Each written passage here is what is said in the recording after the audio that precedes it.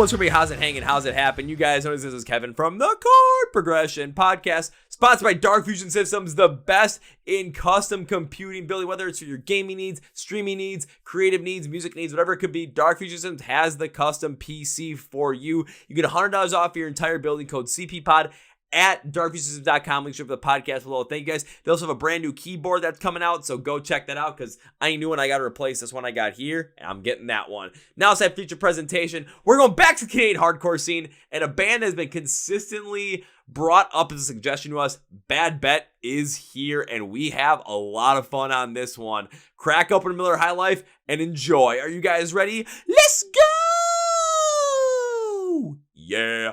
Well, ladies and gentlemen, boys and girls, listeners of the Chord Progression Podcast. In 2023, we put a huge, gigantic spotlight on the Canadian hardcore scene, bringing on some great bands like Rust, Fight on Sight. There's probably a couple more that are at the top of my head right now that I'm already forgetting. But I always would like to ask for more suggestions for bands to get into from the scene.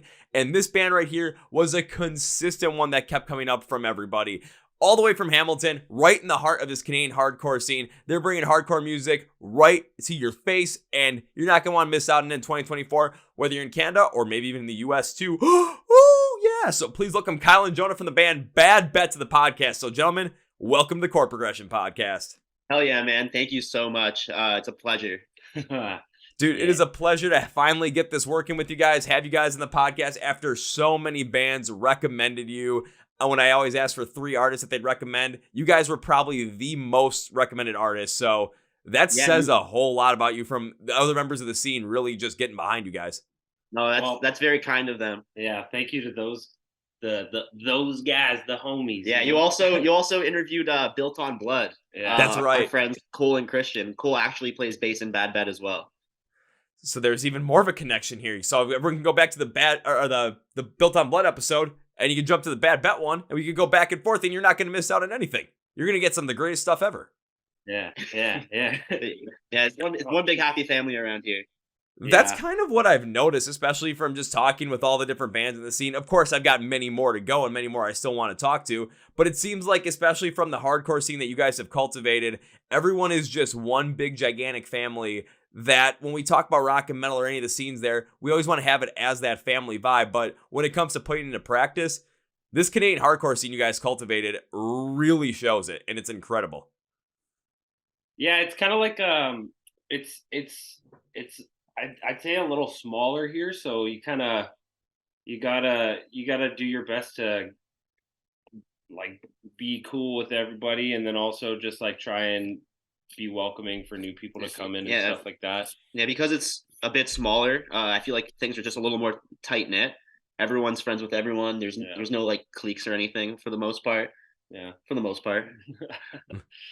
I mean, you're always going to have little cliques that pop up anywhere, just with a group of people. I mean, think about if you're in like high school or something, you're going to have those crazy groups of like, oh my God, we can't associate with that group because they're not cool or whatnot. Nah, when it comes to music, especially with these local music scenes, if you have those like established cliques, which I've seen in some other local scenes, then it's like there's a constant competition between them and they're just bringing each other down. Then instead of, trying to raise the scene up all together as one and create this overall realm where when people look at it or people think about it, then there's always a positivity, not only behind the interactions that people have, the experiences that people have at these shows, but also the music that's coming out of it as well. We're seeing a lot of positivity coming out of like the Australian metalcore scene right now, just because of how crazy everything is. And I always equate that scene to what you guys have going on in Canada right now with the hardcore scene. You guys, I would say, are a little bit further behind in terms of overall prominence, just given the fact that Australian metalcore scene has been really growing for the past 15, 20 years. When it comes to Canadian hardcore, especially in the Hamilton area, when I talked with Rob from Rust, it was like once the pandemic broke, that's when everything started to really get going. So you guys have a ways to go to get to that point as a scene, but because you guys are so closely knit, tight-knit, welcoming, have that family vibe, not really clicking around each other, just like having these small little groups, it's creating that moment where when people think about the Canadian hardcore scene, it's all positivity, and the quality of music you guys are putting out there is just insane. Yeah, no, that's a fact for sure. Yeah, I feel like Ontario has always been a nice little haven for just talented musicians of any genre. Growing up, it was insane to me that so many cool bands came out of like a radius of like an hour drive, you know? Yeah, like there is a lot, especially like what Rob was saying, like after the pandemic, it kind of is like blown up. Like it seems like there's bands just popping up like constantly, which is pretty sick because it's a lot of like younger kids too that are, like they're in the last little bit since shows started happening again, like they've gone to shows and like been like, shit, like I want to start a band too, this looks fucking rad, like, it's not rocket science, like I can do this. yeah so like it's cool. So you guys are just creating that overall welcoming experience, but at the same time that inspiring place as well, where people can just come to the shows, and especially the younger generation. That's always the key too, because of course, as we continue to get older, and you guys probably feel this as well, I feel it's the same way, where when it comes to just trying to get into newer things, it takes a lot because we're so established in what we know. It's maybe a little bit more taxing in terms of mental preparation, mental capacity to trying to get into something new because you have so many other adult responsibilities that you got to deal with. So fuck that shit. But I think there was a study that said, like, when you're like 14 years old, that's when you really like are most into that kind of music and you're getting that like musical identity really in there. So when you're in that younger age range, you're more open to those experiences and more open to the influences that could happen in a positive light. So if you have kids coming to these shows and think, hey, we can do this, and now they're starting bands, they're getting the music, and they're becoming part of that family in a different capacity than just being a fan, then you guys are doing an incredible job to not only foster a great scene, but make sure it continues to grow as the years go on. For sure, yeah. Yeah, it's insane to me how many kids. Our friend Jordan is 16 years old and drums in a band called 100% Pure, and he's phenomenally talented. He plays drums, plays guitar, and he's like chill. He's a cool guy to hang with. I wish I was like I wish I was that cool, at his age. Yeah, man. And like with like there's a whole group of kids like that. And like the Blood Wraith kids. It's just like it seems like there's a lot of middle year kind of like high school kids, like maybe like grade 11, so like 15, 16, 17 that are starting these bands, but they're like, it's not like your high school level band, like they're actually really good musicians. Yeah, I don't know where they're coming from. Man. It's definitely like the future is bright. Is what we're trying to say. The future is bright for sure. Yeah. The future is bright. You can thank a couple of places for that. One, you can probably thank the internet for that too, because there's a lot more, resources out there that kids can learn this stuff, practice this, and see how things are done. An example with YouTube tutorials. Secondly, the availability of music and the availability to connect with people. As the pandemic showed us, even though it's not the most optimal, you can write and work on music over these freaking Zoom calls. Not optimal, but you can do it. And third, again, the inspiration of bands that you're seeing in your local scene. And you want to have that drive. You're like, I want to be as good as them. I want to be better than them. But it's a drive not to beat them, but to be better yourself and to use these other bands in the scene as like a catalyst for you guys to get better. So then everyone's trying to feed off of each other to get even better as musicians, as performers, just overall as people. And then boom, you got this scene that's going to be fostering itself and continuing to grow and thrive for 10, 20, maybe even 30 years. Yeah, hopefully. Yeah. And like you mentioned the term competition earlier, and in the past, like I've been playing in bands for like 10 years, and in the past I've noticed a lot of like unhealthy competition, a lot of like, I don't know, like people putting each other down, people talking behind other people's backs. And at this point, like the scene that we're a part of, and I'm sure even broader than that, seems very supportive. It's healthy competition. Like we see bands out there killing it, doing really cool stuff, fucking bringing their A game, and we're like, yo, we need to do the same thing. Not in a we need to be better than them or need to like get one up on them, but like we need to like reach that, like we want to get on that rising tides raise all ships, like like, there's a band out here, another like younger, like they've been a band for a while, but they're younger dudes and stuff.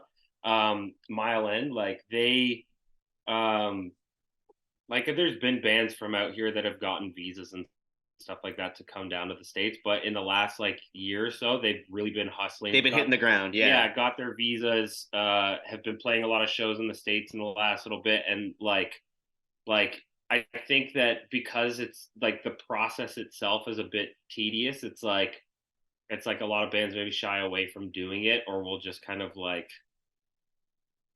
find other ways to get down, I guess you could say. But like it's just like they kind of, at least out in our area, like in like our immediate kind of like circle of homies and shit like that, they were like probably the more first ones that, like I said, that like we're close with, that like you know, did all the shit and have just been like taking it seriously, you know. Yeah. So we're like fuck, like we want to do that shit too, like it looks fun, you know, like and we're not getting any younger. Yeah. Yeah, none of us are getting any younger. Oh dear God, did we just say that? Jesus Christ!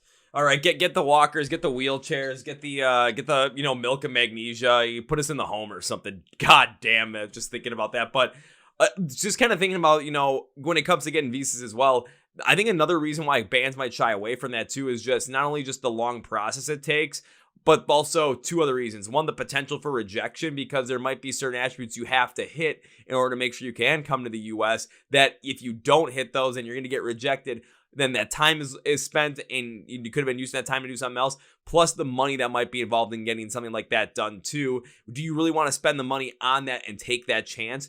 Or do you want to spend that money somewhere else and maybe play a couple other shows or do a couple other things with your music within Canada at that point in time? I recently talked with Tom Kiley from the band Patient 67 over in Australia about this, and he's like, it's the exact same thing. They tried to come over to the US, and they tried putting everything together, but they didn't have it. Like in the end, the money would have just taken over and over and over, and then they would have put them even further back. You have to kind of find a way to make that work in a certain way, or you have to find a way where you can take that chance. And if that chance doesn't work out, it's not going to set you back financially as a band that's trying to not only continue to thrive and grow, but get to that point where you can be willingly going over to the US or all these other places willy-nilly without worrying about, you know, visa issues or how much money it's going to cost.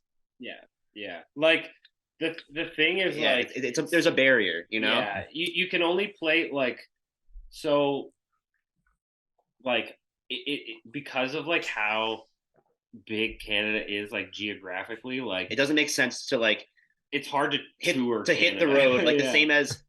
the same as in America, you can hit 3 different cities in a state potentially, you know. Mm-hmm. Like we could And probably a state get to Milwaukee in like a weekend, right? Whereas like it takes us like 8 hours to get to Montreal, which is like the next province over. Yeah, you know. Yeah, and like on the other hand, if we were to head west to the next province over, which is Manitoba, that takes like it takes a day forever without crossing down into America. Yeah, because I was gonna say, if you want to do like a weekend run, what you could probably do is you could, you know, drive in on Friday, play a show here in Milwaukee on Friday, drive south and play a show in Chicago an hour and a half away on Saturday, get closer to home, rip a show in Detroit on Sunday, and you can drive through the night on Sunday and be home before the sun comes up on Monday. This is exactly what we were talking about. Like literally, but yeah. Like because Detroit, we like they're, I think it's like about 2.5 hours from where we are roughly. That's right.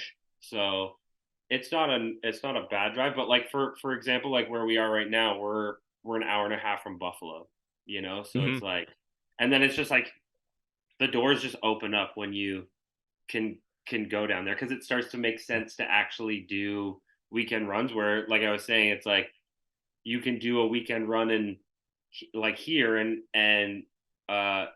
like it's way hard. It's way harder to make it work. Yeah, you can drive to Montreal, and there's a sick scene in Montreal, like a really cool scene out there. And then like Ottawa is starting to like, from what I've seen. Yeah, it's starting to have some shit going on, which is like Ottawa's like what, 4 hours from here. Yeah, 5 hours, something like that. But that's like that's still in Ontario, so it's like, just to give perspective, it's like you could.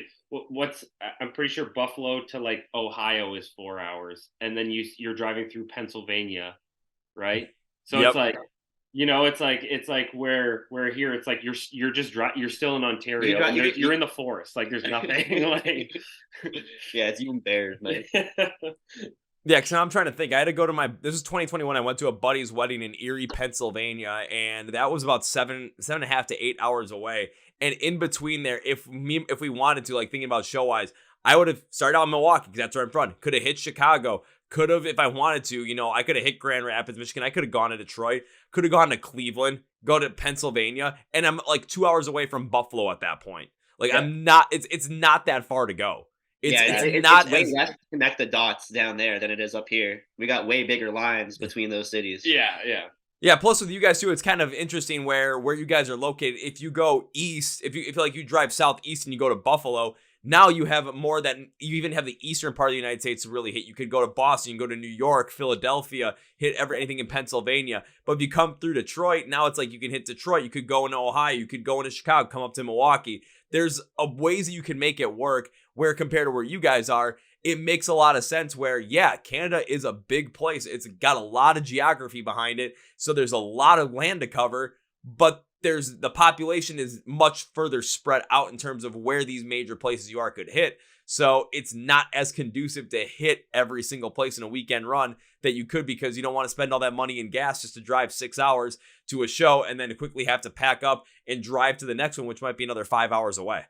Yeah. So like that's kind of the cool thing is like I mean, like I was saying, in Montreal, they have like a really, really cool thing going on down there. And like we'll try and make like, cause we got homies and stuff out there. So we'll make like a little, weekend vacation out of it. Yeah. But Ottawa is like 2 hours away from Montreal. So it's like, you can go and play, like you could go like play Montreal on the say like the Friday, and then you could play Saturday in Ottawa or whatever, like depending on how you do it. And then it's just like, if you wanted to, you could play Hamilton on the Sunday. And there's like, and like, I don't want to discredit, like there are cities in between, you know, like you can play Kingston, right? Yeah. It's just like harder to make it work. Yeah. You know?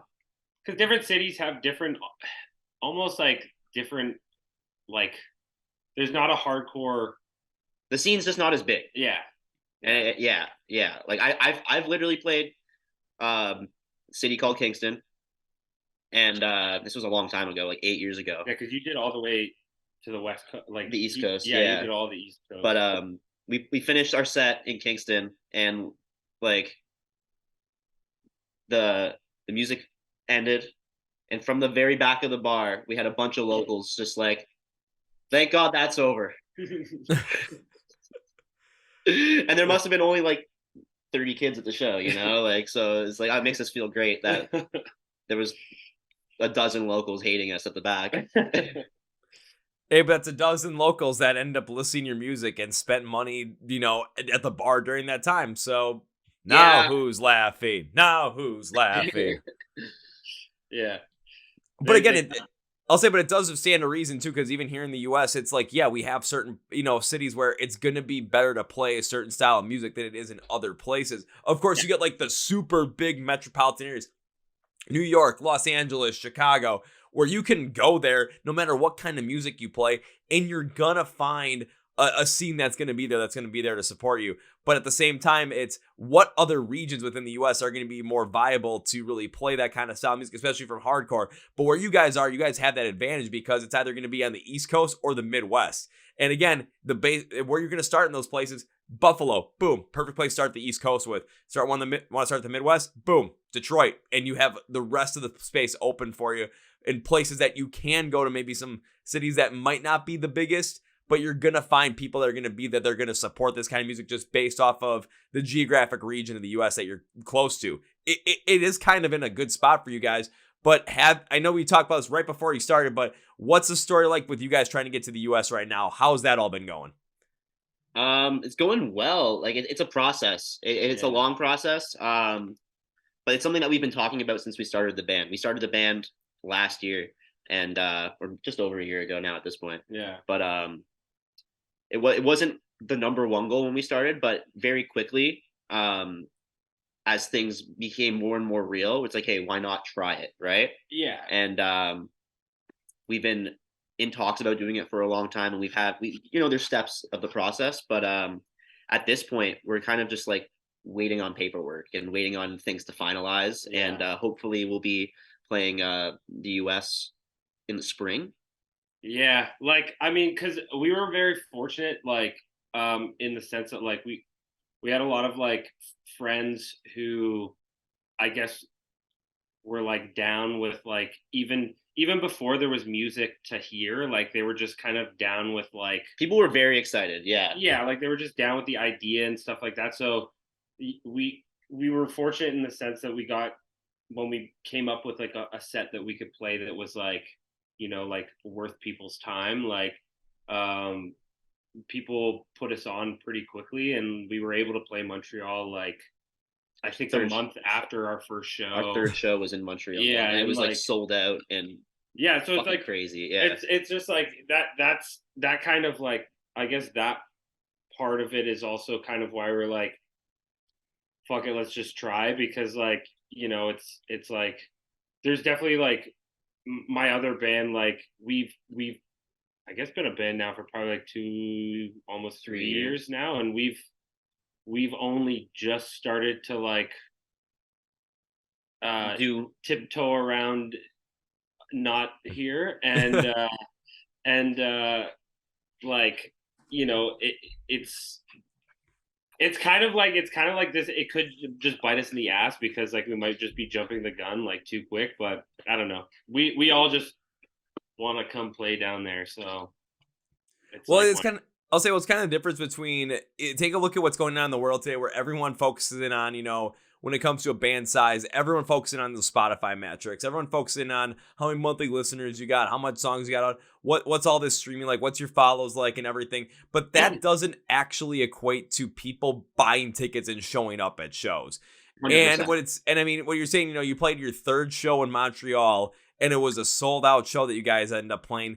That says something to not only the quality of the music, but also the pull that you guys are able to have. So when it comes to coming over to the US, of course, with your first time coming over, you're probably going to also want to be attached to somebody else that's going to have some sort of pull in the US as well, just to make sure that continues on. But it still stands to reason where you guys can bring these other pieces up as, hey, when we've gone to other markets within Canada as well that are further away from us, we've been actually very successful in a live setting because people are finding out about what our live shows are like. People find out what the experience is like, and they want to be a part of that. They don't want to sit on the sidelines and say, nah, Bad Bet's coming, I'm okay. They're making it as Bad Bet's coming, get my fucking ticket right now because I got to go smashy happy in the pit. I mean, in all fairness, like I think like it had a lot to do like those shows doing so well because like Fight on Sight took us. We played with Bruiserweight. I live with Kennedy. Kennedy's right here from Fight on Sight. Oh, no shit. Yeah, this is the same location that you and Hillary... I totally didn't even realize that. Holy crap. But, all right. So, I can. But, yeah, like, they brought us out, and then, like, there's a band called Bruiserweight that's out there, and, like, they're doing like super good. Desecrate was supposed to play. But yeah, like there was a lot of like really strong local bands that definitely like. Yeah, like we're fortunate to be on this lineup. Yeah, like don't get me wrong. It wasn't by any means like we were like the ones bringing the draw. Like we kind of lucked out on. Yeah. But that's kind of what we're talking about, where it's just like the people that like our friends and stuff that were playing the show or like putting together this show, we're like, yeah, like I think like this will be cool, like you guys should come type of thing, and like I guess just believed in like the idea we were doing and stuff. Yeah, that was before we had any music out. So it was definitely, we were very fortunate for that one there, but yeah. But then again, that also speaks to the rising tide raises all ships, because it's literally what we spoke about right at the beginning of this. The other people in the scene are believing in you guys, and they're taking you out there. They're showing you, hey, we're going to put our own stamp of approval behind Bad Bet. You guys got to go check them out. And then people show up because, of course, there might be other bands they want to go see. But when they leave, they still know the name Bad Bet. They know what time they had. They know what the music made them feel like. And if it's something that's going to give them that absolute positive, like adrenaline rush during the show, they're going to think about that the next day. They're going to think about that the next week. When they see your name, that's what's going to pop into their heads, and that's what they're going to connect the dots to. So they're going to feel so great about that. Whenever they see you come by next, they're not going to miss out on a chance to go see you guys play. Hopefully. And like, and it's been going well so far. And like I said, we're very fortunate that we have friends in very talented, good bands that they just fuck with what we're doing, and we appreciate it so much. Yeah, like I don't like. We're not trying to reinvent the wheel or anything. Like we're just trying to do the thing to have fun, and like we just want to put out good music. Like at the end of the day, yeah, so it's cool that people are digging it. In that sense, it's bad bet. They take having fun seriously. You get it. Yeah. I'll say, but that's kind of one thing I looked at with a lot of different bands when it comes to the quality of music. It's when they take the music seriously, but it's like they take the music seriously, but they don't take themselves seriously. Because it's like you're taking your craft seriously. You want to put out the best music you possibly can. Pour your heart and soul into it. Pour all your emotions into it. Pour all your aggression, rage, whatever it might be. But then when it comes to just the whole entire process of you're an artist, you're a musician, the amount of people that wish they were doing something like this or had the courage to do something like this, you guys are just having fun with it and you're taking life to the fullest at that point. That's what happens when we get those shows where people just let loose, have a blast. You're up on stage and you create the best presence possible because you're having so much fun with it. You're actively enjoying it while taking the music part of it incredibly seriously, where you're not missing on it. I think about like a band like Electric Callboy. Their music is absolutely ridiculous, but look at what they've done with it. It's something where people are connecting because they're connected with how much they're having fun with it, but you listen to the music, it's catchy. It's got a lot of different pieces to it that people are getting down with, so they're taking that part of it seriously, but then they're just having to be in goofballs the whole entire time wearing Beatle wigs saying how they got the moves and going da da da da da da da da da, and people love it, and now they're selling out like 4,000 cap venues in the US. Now, when it comes to you guys, where you get to that point, maybe, who knows? Hardcore could just end up blowing up again and just be a huge thing. We got bands like Knock Loose that are playing in front of that size crowd. Hell, Knock Loose will go and play Coachella, where you never would think they'd play a venue like that or a festival like that. And people are absolutely loving it.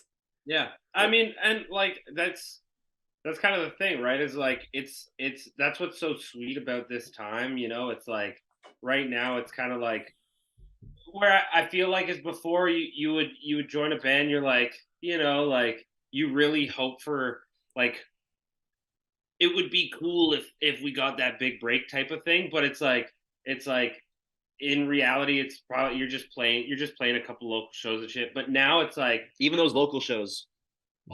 Back in the day, they were no, but I mean now, like sorry. What I mean is just before. Now it's a crazy time. Like but that's what I'm saying is like now it's like you can start a band. You don't really know where it's gonna go because there's so many things just happening right now. It's just like a very cool time. And you can say what you want about like I don't know, like music industry and like labels getting involved and all of that. Like everyone's favorite band eventually sells out, but it's cool because like what's going on, not selling out, but like like just the fact that there's this many ears on this kind of music. Like there's opportunities now that didn't exist properly or in this way however many years ago. And it's not like I don't want us to come off like it's like we're opportunity hungry, you know what I'm saying? It's just like it's cool to see that like it's like all the generations before have put in all of this work to like make this a thing that people actually like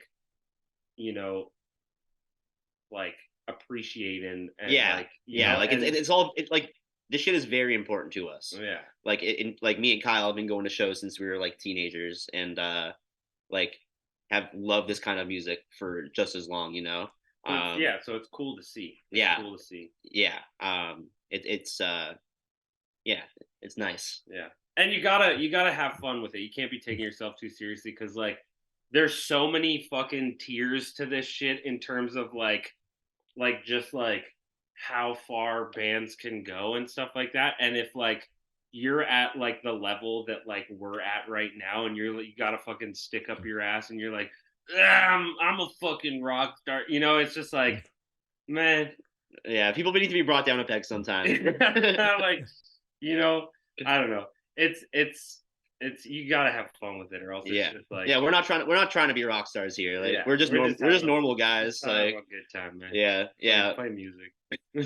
Yeah, well, one thing I've noticed, especially when it comes to like growing musicians, local scenes, it's when you get people that have that like stick up their ass where they think they're the absolute rock stars. It's you might feel like you're the rock star of that tier, but that's where you're gonna stay, because who the heck's gonna want to work with someone that thinks they're so much above, better, and beyond where they actually are? And the people that are trying to work within you, got work within that and work with them, perform with them, play with them in shows and whatnot, and you're gonna act like a total dick because you think you're better than them. Yeah, then very rarely do people like that continue to grow and grow and grow. They usually stay right at that same spot. But if you guys are willing to have fun with it and just continue to grow, have a blast with it, then that's where a lot of the fun comes in. That's where a lot of that collaboration comes in. And that's where all these other bands are going to want to go out on the road with you guys, perform with you guys, because they know it's going to be a great time regardless. And what you're talking about when it comes to, take a look at it now, it seems like that opportunity to potentially maybe get signed, make money off of this and make this your full-time life pursuit, basically. It seems a lot more likely and viable than it did compared to maybe pre-pandemic or even earlier before that, when a bunch of other bands were trying to do this and it was a lot less likely. And a number of reasons for that is because, the internet's such a much bigger thing. The barrier to entry to get your music into the ears of so many people is a lot less than it was 10, 15 years ago, because of how much more prominent social media is, how much more prevalent streaming is, and how bands can do this, or artists can do this independently and don't have to depend on a label. Of course, their label can help and really help, but at the same time, it's not necessary. We're seeing a lot of bands go independent to pursue something like this. And so many of the bands that had come before you guys laid the groundwork for these scenes, and of course, always grew in the scenes as the time kept changing. Bands in the 90s were not doing the same things as bands in the 2000s. Bands in the 2000s were not doing the same thing as the 2010s pre-pandemic, and then now you guys post-pandemic are doing things differently as well. But the key, what you guys are doing, and I think it goes back to, again, what we talked about earlier, is not only are you taking that scene and building it up, continue to build it up and creating this whole entire family vibe around it, but you're actively inspiring the next generation of kids that are going to be performing these bands, that are going to be the next bands in the scene over the next 5 to 10 years, and really showing them the way too, because now they feel like they can go and do this stuff. They have the inspiration to go and do this stuff. That's the key to a great scene. And again, it's just the viability and the feeling that is possible to grab something like that. It's inspiring so many more people to give something like this a shot when, 10, 15 years ago, they might not have, because they were too afraid of not making it and then settle for a full-time desk job that's going to make them miserable for the rest of their lives. Maybe speaking from experience on that a little bit, but yeah. I've been there, man. Yeah. I just chose a trade instead. That's fuck it, I don't know, man. Like it's kind of it's cool to see that, like, the younger kids and stuff like that, they're just kind of like, I'm not gonna say that they're not like nervous about doing stuff, because I'm sure everybody gets nervous, but they don't let it stop them. They're just kind of like, fuck it, like I'm gonna do the thing. You gotta step back there, boss. But yeah, dude, like it's really cool to see, yeah, because like, I don't know, for like, I've only been in bands for like the last 2 years maybe, or whatever, and before that I was like, that's, it might sound stupid to say out loud, but I like it. It was like, that was being in a local band was like something I was like, damn, that's, I really want to do that shit, But I was like, I don't even know where to begin. But the kids now are just like fucking going after it, and it's really awesome. Like, it's cool as fuck to see, So. Oh, it absolutely is. Again, how else are we going to continue having this music become prevalent and be as prevalent as it is, continue to grow? How else are we going to make that happen if we're not inspiring the next generation to make that happen? or to just see where they can go with it. But you're absolutely right, Kyle. This generation is upcoming is they might be nervous about this stuff, but they're just not letting them stop it. Maybe it's because they see what, looking at the past, just how it always used to be, where it's like, oh no, you need to go to college, you need to, get a good job and play it safe.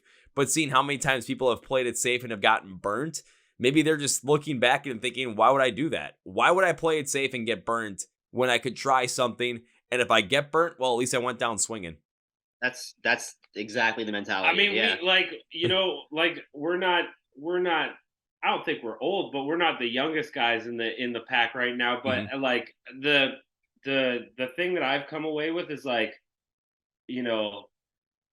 I've been working since I was allowed to start working, and I can almost guarantee that had I had started a band earlier and done the stuff that say like the guys in Mile End are doing, or even the dudes in Ethereal Tomb who drove across Canada in a fucking car, like if I had done that at their age opposed to now, I'm not like I would probably still be in the the same spot. Like we both work in the trades, like you're gonna it's about how good you do the work that you do. So it's like you can take 10 years to get good, or you can take 2 years to get good, right? So it's like you're gonna be in the same kind of spot, I don't know. That's the way I look at it to kind of justify just fucking hammering down on it, Yeah, and like in my experience, I've been in bands for a long time, and I got one.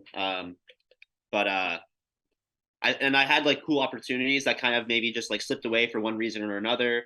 Maybe it wasn't the right decision, but at this point, it's like, why not? Like take the opportunity. I've been already doing the work. I've been doing the thing for long enough. Like we talked about earlier, get the walker. I'm not getting any younger. I might as well try it now. Yeah, it kind of me with the podcast, same thing too. It was, I wasn't getting any younger. At the same time, I jumped into corporate America and I thought this was the worst thing I ever did in my absolute goddamn life. I got to find something that's different. And being a musician just wasn't in the cards, but I enjoyed doing this stuff. So I just doubled down on it and went for it. Fortunately, you gotta scratch that itch somehow, Yeah, unfortunately, still have a full-time job to support this stuff. But you know what? I've been doing this shit for like 5 years. I still absolutely enjoy doing it. It brings life, and hopefully, maybe in another year or so, this will get to the point where I can just tell my full-time job, peace among worlds, I'm out of here. That's the thing. It's all this stuff. It takes time. So it's like, that's why it is cool to see people who are younger doing it at that age, because it's like they go through kind of that slow period. And then when they get a little older, then maybe things start to pick up for them, and and it's like they can really kind of experience everything. At the end of the day, man, they got their whole life ahead of them. Hey, we still got our whole lives ahead of us too, gentlemen. We might be not, the youngest people in the scene, but we're definitely not the oldest. I mean, oh, no, man. We still got a lot of time to work with. Like you said, you guys started, as a band like maybe over a year ago. You guys got plenty of time to really get this going.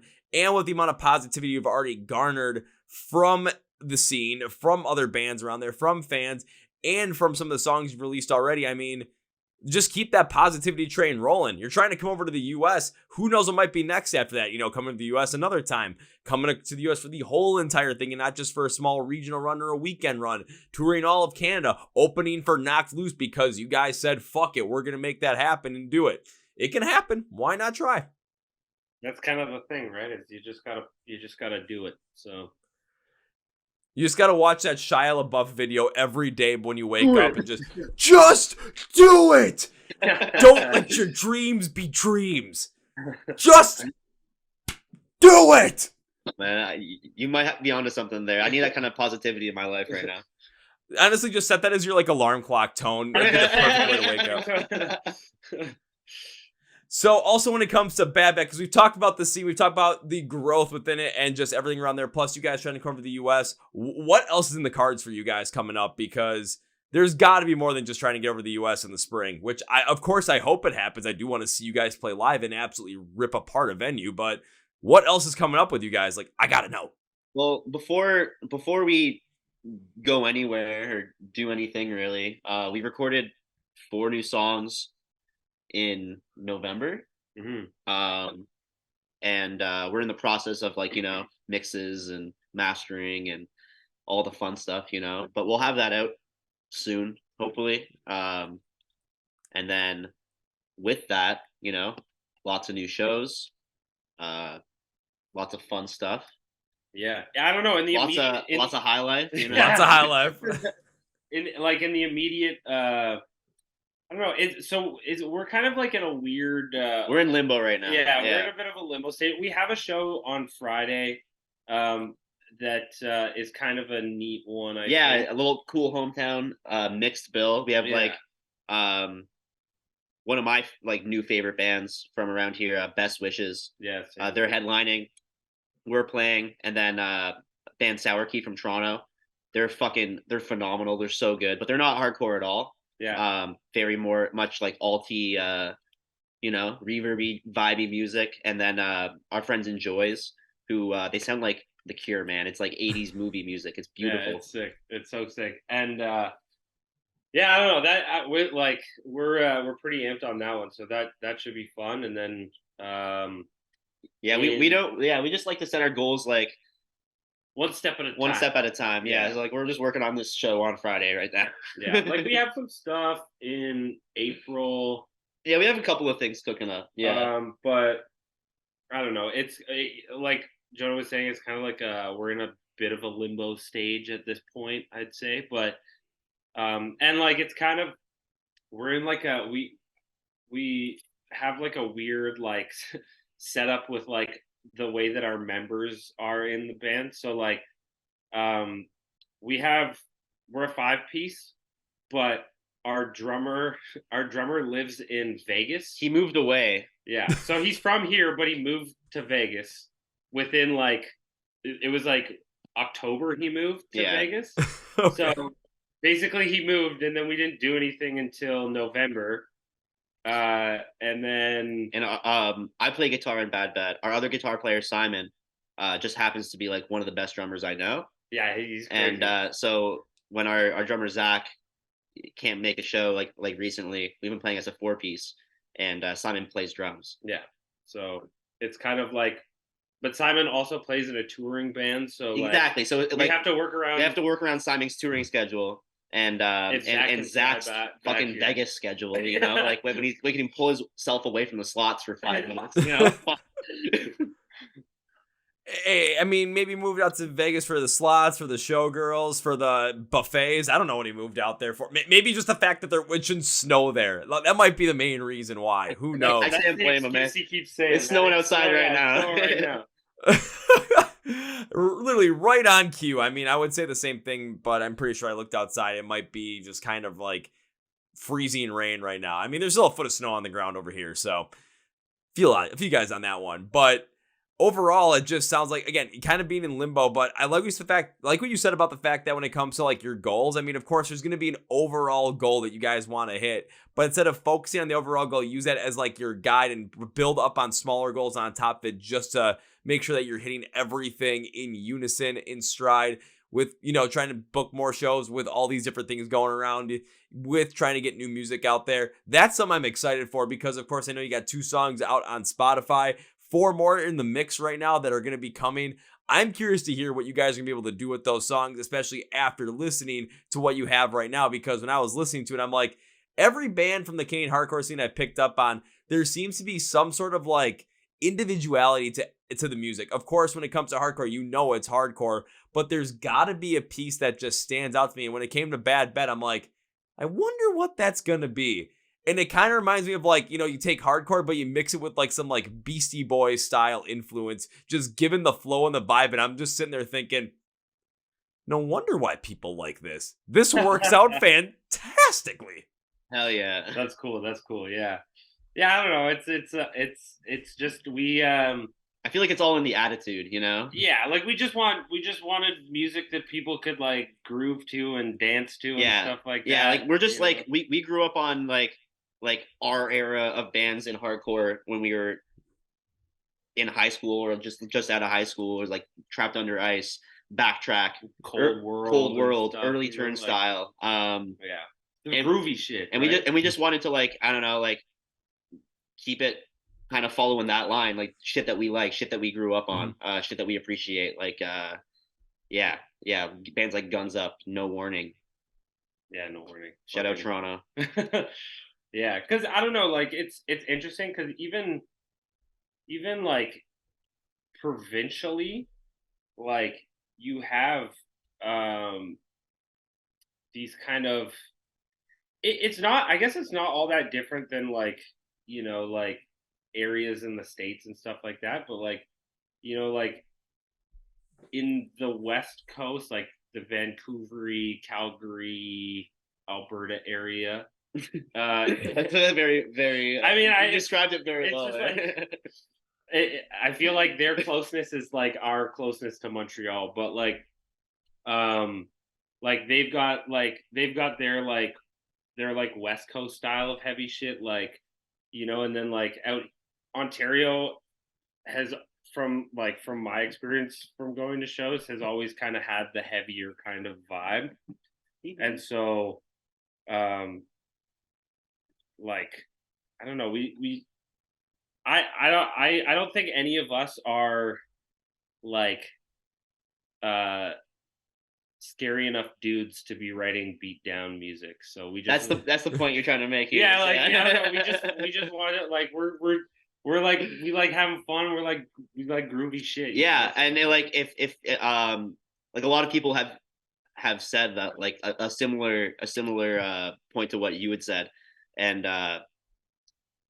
it's like, yeah, maybe we like do sound like we have like this individual thing going on, but like it's just, I don't know, we're doing what we like, and maybe we fill a gap in like the local thing, or like in the, we have our space. Yeah. I mean, like, we're not, like you said, we're not reinventing the wheel. Yeah. We're just playing like kind of stuff that we grew up on. Yeah, we're just trying to make good tunes and make them sound like us, Yeah. Yeah, but that's the individuality behind it. You guys are making it sound like you guys. That's the whole thing. Yeah, man. You're I mean, think about all the other bands that are out there right now. I mean, not only within hardcore, but just all over the place. A lot of these artists are just like amalgamations or combinations of bands that they like and bands that they grew up listening to or influenced by. And that's happened since the dawn of time. Because new genres and new styles don't just prop up because someone just had it already in them when they were born and just brought it out. No, they were influenced by something that happened prior. Hell, Elvis was freaking influenced by gospel music. I mean, how does that come out of that? It just happens. Like, that's what happens. Ozzy Osbourne coming out of the womb like fucking eating a bat. Yeah, Ozzy Osbourne coming from the womb, eating the head off a bat, singing Mr. Crowley. Yeah, I'm pretty sure that didn't happen. I mean, take a look at, Sabbath when Ozzy was in there, they weren't making music like Ozzy necessarily would a little bit later on, close to it. But then you take a look at as time goes on, you got to the new metal style of stuff when you had Limp Bizkit coming out, Linkin Park, then you had Slipknot in there as well. Now more people are breaking off of that, and metalcore ended up becoming a bigger thing. You had other places in hardcore that were coming around, and now bands are coming out and doing different things, like what Bring Me the Horizon's doing, completely off the wall. What Sleep Token did in 2023, like that's another great example of it, where it's just as time goes on, we take all these other influences that just absolutely hit us, we put them into our own creativeness, and that creates a whole new individualistic sound. Whether it's something that's more consistent with what you guys had grown up on, with more of like this groovier, moving but hardcore sense of style, yeah, it's gonna happen, it's gonna be brought out there. But at the exact same time, it's going to have that individuality, because there's going to be pieces of music and pieces of influence that you guys have that other bands from when you were growing up didn't. Yeah, you're hitting the nail on the head with that one. I think oh, he's got a better explanation than we got, man. just you can use that explanation, be like, okay, we're going to cut that up. That's the explanation we're going to go with, and we're done. We'll have the tape recorder. I'm just going to send that to people when they ask me. Absolutely, go and do it. I could give you guys a freaking write-up if you guys wanted to, be like, okay, this is what we're going to go with. I'm just going to transcribe this, literally send it to everybody, and we're going to work off of that. Forward. You're hired. I'll take it. It's better than my full-time job. I'll take it. Well, guys, I got one more question for you before we wrap this up. Are you guys ready for it? I hope so.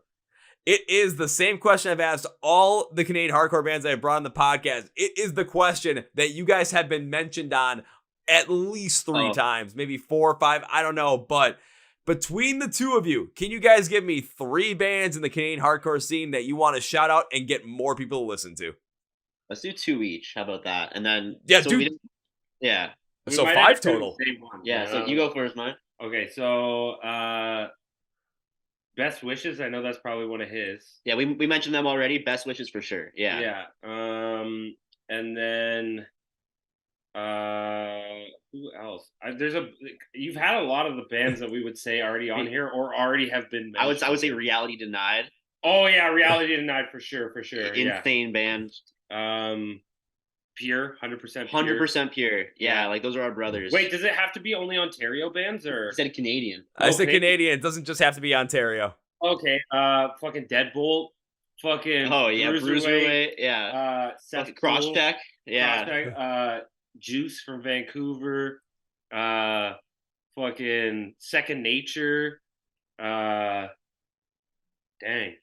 We gave you way more than 3. Yeah, we gave you. You guys gave me like 8 or 9 at that point, and the one that stood out to me the most out of that, I'm gonna be honest with you, is Reality Denied, because they have been mentioned as many times as you guys have.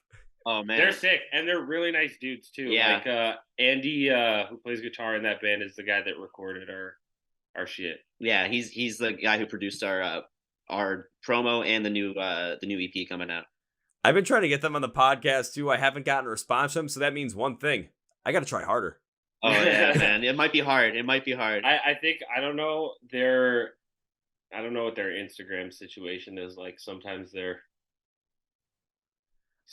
there. Yeah, you might have to send a messenger pigeon. If I gotta send a carrier pigeon, I'm fine with that. That's just classy. Or use the Pony Express. Why not? You have to revive that thing, man. I'll be the one freaking riding the ponies all across Canada. That would be like, I'd get on the news or something and be like, what's he doing? He's going to deliver a message to Canadian hardcore band Reality Denied. Why? Don't ask why. Just wait. He's going from Milwaukee to St. Catharines. Well, it's like, what does he have with him? He's got a message, himself, a bunch of ponies, and a shit ton of Miller High Life. That's for us though. Half of it's for me for the ride there. The other half is to give you guys when I get there. Yeah. Wait, do you guys got those 40s of Miller High Lifes down there? Oh yeah. Oh yeah, we don't have those here. Well, now I know you guys got to come to Milwaukee. I told you what venue would be the perfect one for you guys, so now you just got to make it happen. What's it called? X-Ray Arcade? X-Ray Arcade. Oh man, I'm checking it out for sure, man.